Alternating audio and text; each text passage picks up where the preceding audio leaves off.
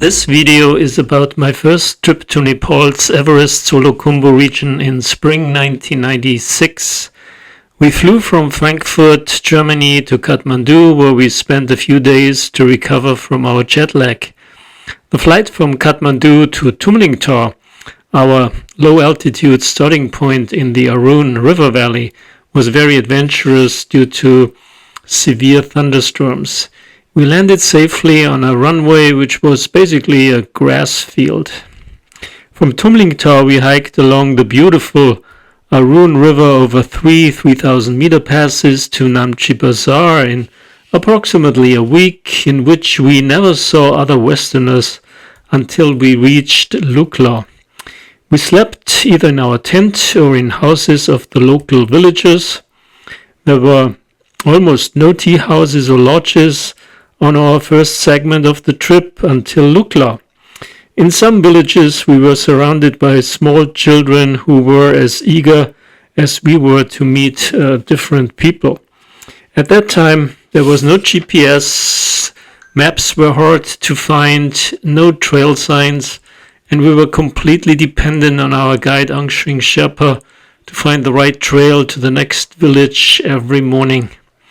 We encountered a Nepal which I am afraid is now long gone and was already changing rapidly when we met the main tourist trail near Lukla, where nowadays most Everest treks start.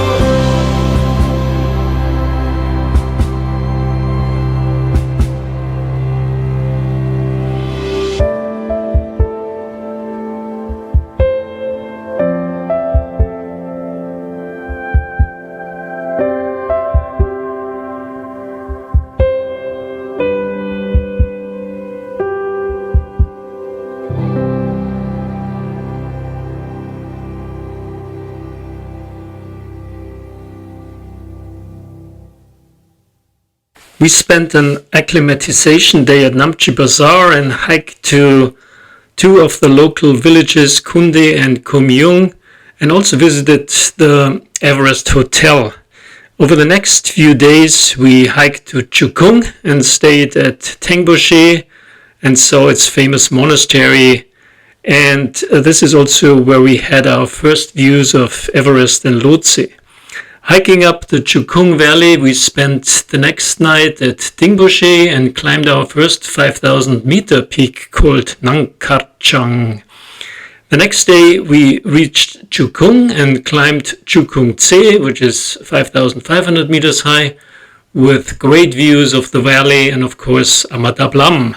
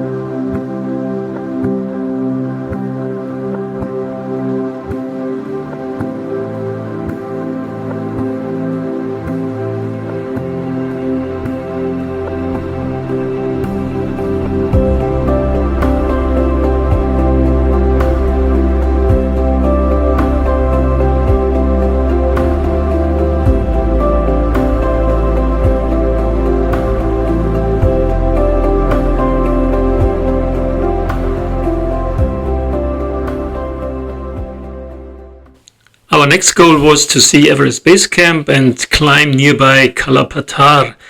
We retraced our steps and hiked via Periche, Tukla, Loboshe to Gorakshep. It usually started to snow during the nights, but the days were always gorgeous. On the way up to Gorakshep, we got close-up views of Pumori, Nuptse and Everest. I remember that we had a very cold night at Gorakshep due to the high altitude, but the views from Kalapatar were just amazing. The next day the weather changed abruptly and we decided not to visit Everest Base Camp and continue with our plan to hike up Gokyo Valley.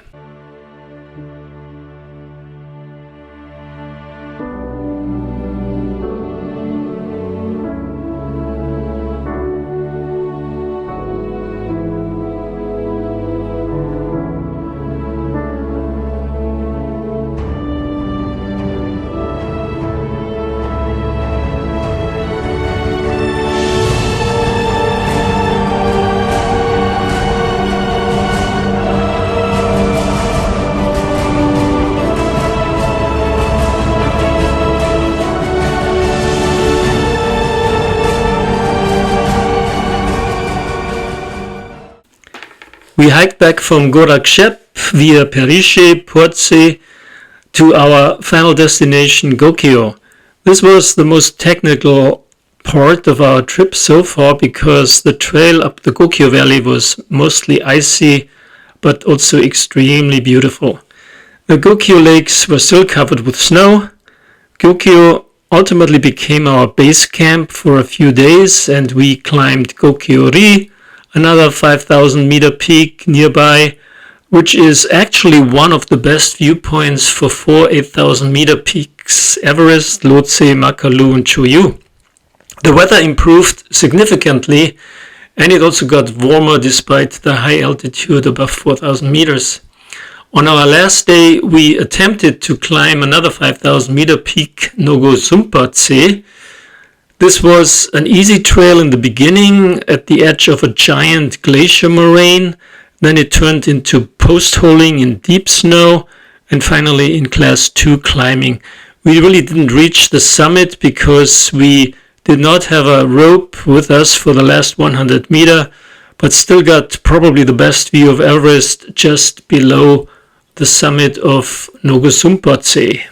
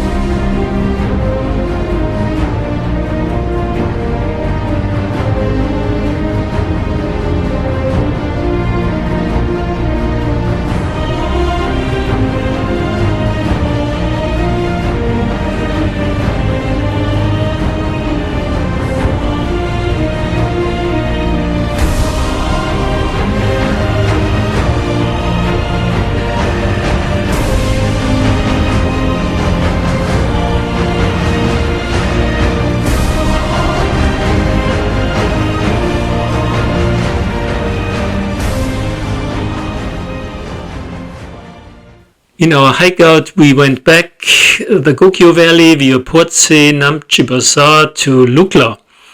We were happy to see blooming rhododendrons again after weeks hiking above 4,000 meters in snow and rocks. The first shower after a few weeks in Namche Bazaar was heavenly, and we also enjoyed German cookies at a bakery in Namche Bazaar. The weather changed again, and we were marooned in Lukla for one day because no airplanes were allowed to land. On our last day, we got lucky and helicopters were allowed to land after a short clearing in the weather. Interestingly, the helicopters were old military helicopters from Russia. The flight back to Kathmandu was very noisy in this military helicopters, but a lot more enjoyable than our bumpy flight to Tumlingtar. Overall, it took us approximately 3 weeks to hike up 3 valleys in the SoluKhumbu region, including the unusual start from Tumlingtar, which actually turned out to be a very good choice because we got very well acclimatized and were off the beaten tourist path for at least 1 week.